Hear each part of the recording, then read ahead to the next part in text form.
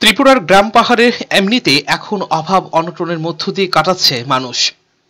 তার উপর আবার তীর জোয়ার মতো খেলায় ধীরে ধীরে গ্রাস করে নিচ্ছে যুব সমাজকে। অমরপুর মহকুমায়ও তার ব্যতিক্রম নয়। পুরো মহকুমাতে চলছে অবাধে তীর জোয়ার আসর। মঙ্গলবার রাতে অমরপুরের তীর জোয়ার মাস্টার মাইন্ড নির্মল দাস সহ আরো দুজনকে গ্রেপ্তার করে বীরগঞ্জ থানার পুলিশ। নির্মল দাস একটি গীতা ক্যাবিনেট দোকানের মালিক।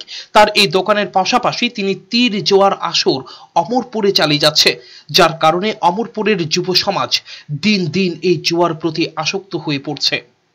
আজকে দুপুরবেলা আমাদের কাছে ইনফরমেশন ছিল গ্যামলিংয়ের।